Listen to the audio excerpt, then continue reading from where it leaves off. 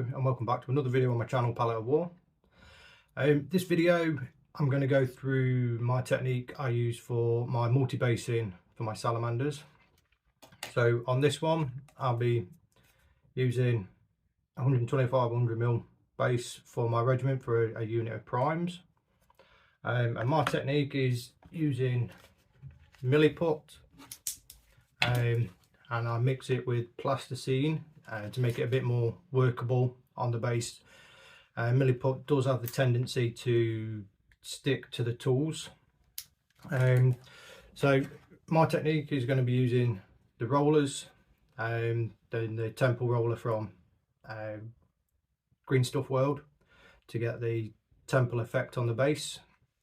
So yeah, this video is just showing you how I do the multi-basing and do like a scenic base. So this will be, you'll be able to use this to do scatter terrain or any other terrain for the war game. And I say it's not restricted to mantics games. You can use this to make debris for bases for other war games as well, but I'm using this technique for my salamanders. So yeah, so let's move on to the video of how I make this base. So with the milliput, you want equal parts of each each of the compounds.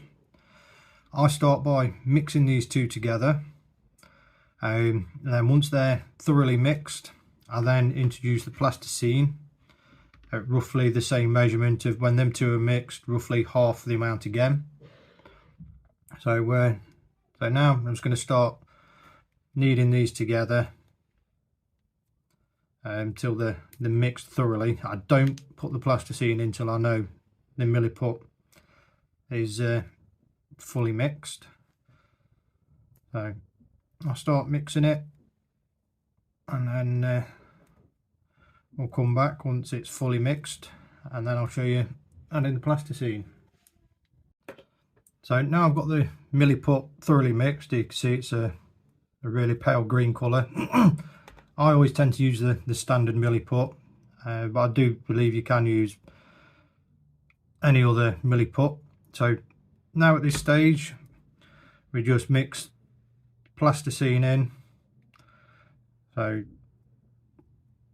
literally you want like 2 parts milliput to 1 part plasticine roughly, although it doesn't really matter the quantities. All the plasticine is going in there for is just to make it a bit more workable when you're using the rollers, because as I said previously, it does have a really bad tendency to stick to tools that you're working with milliput.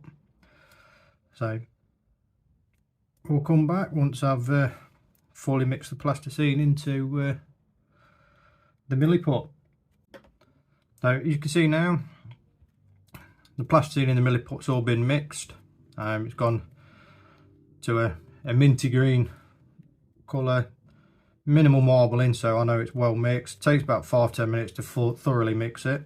A bit of a pain, but it's well worth the effort in the end. So now I'm just going to start to put it on my 125 by 100mm base. This is a 3mm MDF base. I'll just literally just tear it into clumps, just to make spreading it out a bit easier, because using the roller straight off the bat with this it doesn't always work and it takes a long time. So I tend to just put lumps down and then work it out with your fingers.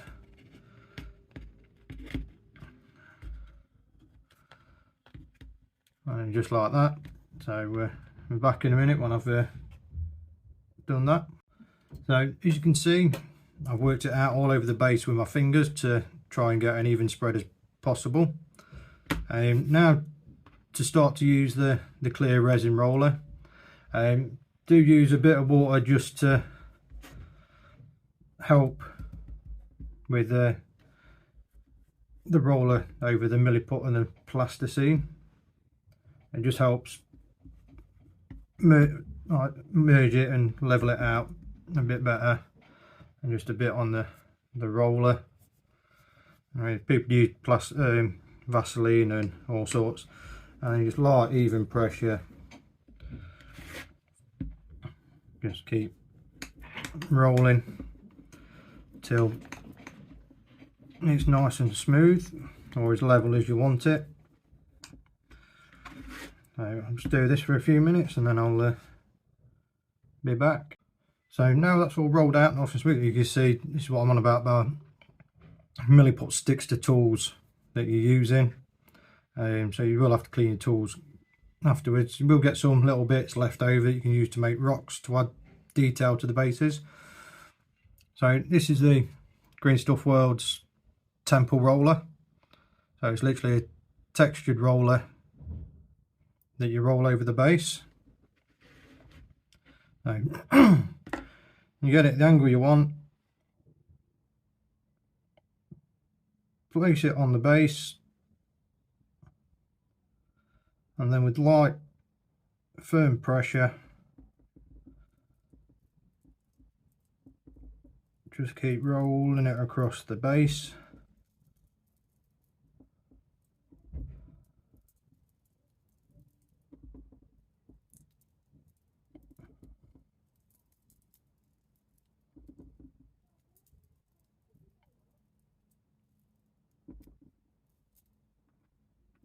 And then you'll be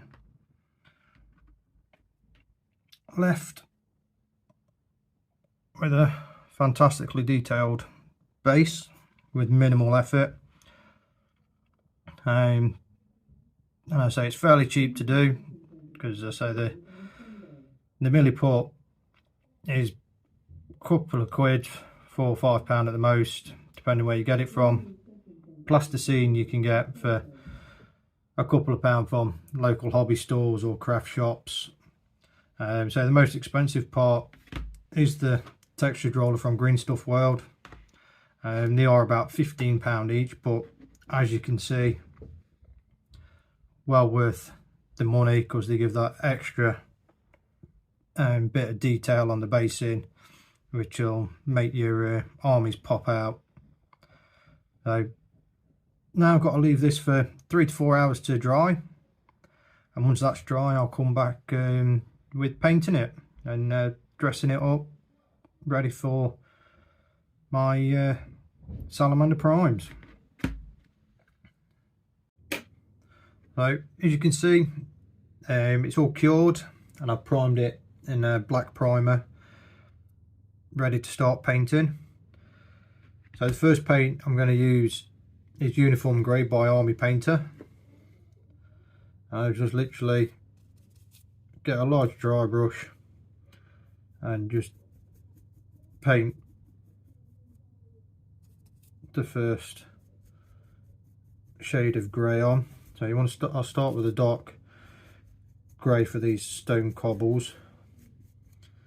Don't have to be perfect, because it'll help with the effect of aging if it's different shades. So yeah, I'll be back in a minute when I've got the first coat done. As you can see, the first base colour is on, of a darkish grey. As I say, don't have to be perfect coverage, just need to get that first initial grey tone down. Now that's down and dry, I go in with a wash just to bring out the cracks and everything. So don't need to do anything special with this, so just put a certain amount out, and then with a large brush, because it don't have to be perfect, just brush over the whole thing.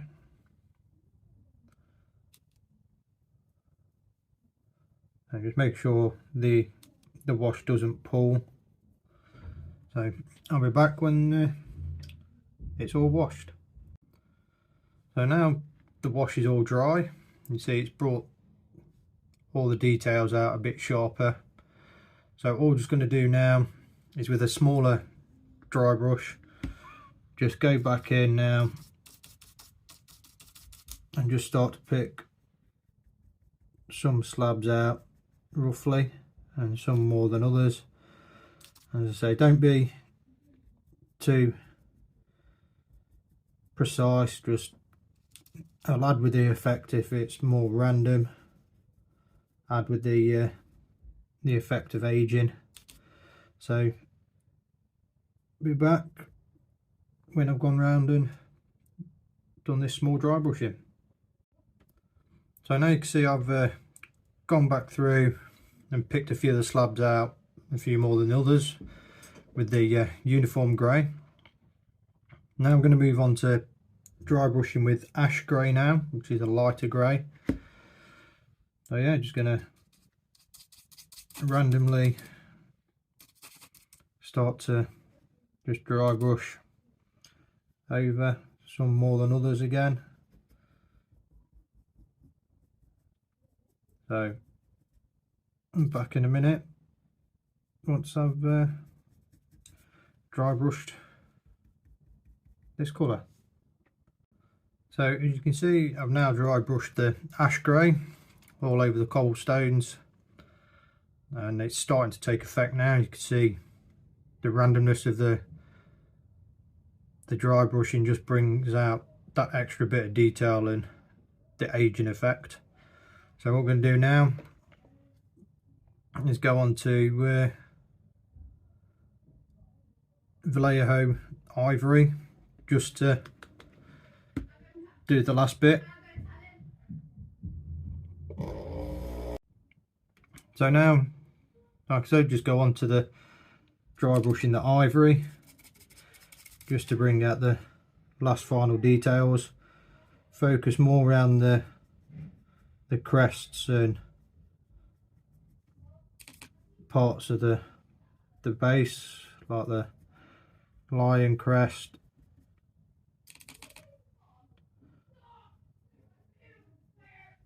So I'll be back in a minute when I've dry brushed that ivory. So that's it with the final dry brush of the ivory. Some of the main details I did just go over, just to pick out a few more edge highlights with dead white. So that's just an extra step you don't have to do. I like to do it on the crests, just to make them stand out a little bit more. So now just down to adding all the grass tufts and the other little bits, just to finish the scenic basing off. So the next part of the video, the base will be fully done, ready for the unit of primes to go on when they're finished painting.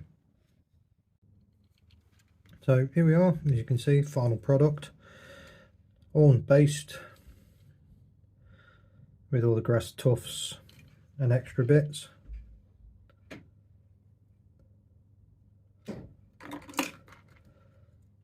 And the plants I have painted with a fluorescent paint, which I'll try and show a bit better in a picture. But that is the finished base for my salamanders. So really happy with how this one's turned out.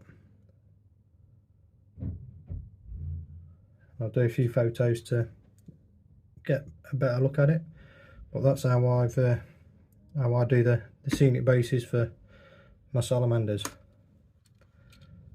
I've been Palette Wall, and thank you for watching.